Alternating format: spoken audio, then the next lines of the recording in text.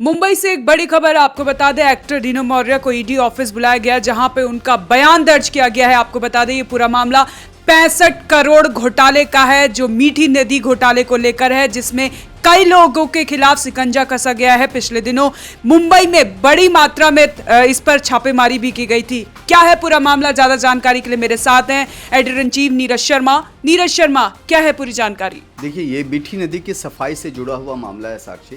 और मीठी नदी की जब सफाई हुई, हम सब लोग जानते हैं कि मुंबई की लाइफलाइन मानी जाती है मीठी नदी।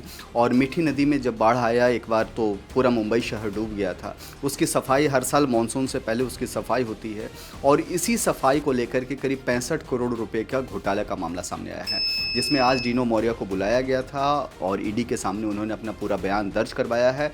उन्होंने अपना पक्ष सामने रखा है, क्योंकि डीनो मौर्य पर गंभीर आरोप लगे हैं, और इस बात का आरोप लगे हैं कि जो मुख्य आरोपी हैं केतन कदम, उनके साथ उनकी न केवल नज़दीकियां हैं बल्कि कुछ कॉल रिकॉर्ड्स भी सामने आए हैं। और कहा जा रहा है कि इस घोटाले में कहीं ना कहीं डीनो मौर्य का भी हाथ है, अप्रत्यक्ष तौर पर ही सही। और इसी को लेकर के जब आरोप उन पर लगे, उन पर ईडी की रेड भी पड़ी थी, तब जो है अब ईडी ने उनको बुला करके उनके बयान को दर्ज किया है, उनसे पूछताछ की है।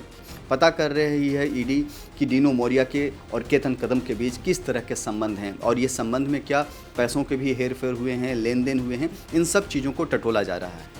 जी नीरज जी, एक खबर ये भी है कि जो डीनो मौर्य है वो उद्धव ठाकरे के भी करीबी माने जाते हैं, और उनके भाई के घर में भी ये छापेमारी पड़ी है, उनको गिरफ्तार भी कर लिया गया है। और कितने लोग हैं जिनके खिलाफ ये पूरा शिकंजा कसा गया है? देखिए, डीनो मौर्य के जो भाई हैं सेंटिनो मौर्य और केतन कदम बहुत करीबी हैं एक दूसरे के।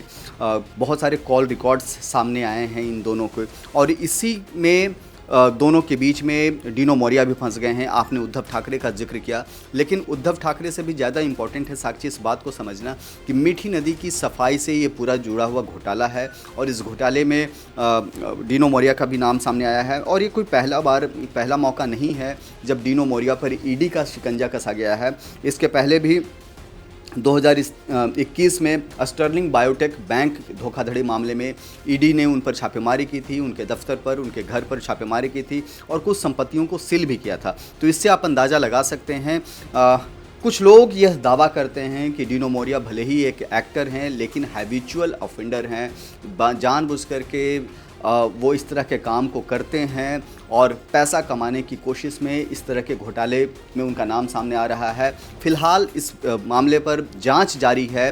पता लगाया जा रहा है कि डीनो मौर्य के कहां तक किसके साथ संबंध हैं और कितने रुपयों के गबन में डीनो मौर्य का हाथ है, लेकिन ईडी इस मामले की फिलहाल अभी जांच कर रही है। जी नीरज जी, बहुत बहुत धन्यवाद आपका। तो ये बड़ी खबर मुंबई से आपको बता दें, मुंबई में 65 करोड़ का जो घोटाला है मीठी नदी से रिलेटेड, उसमें डीनो मौर्य लगातार अपने ईडी उनके खिलाफ कार्रवाई कर रही है। आज वो ईडी ऑफिस पहुंचे जहां उन्होंने अपना बयान दर्ज कराया।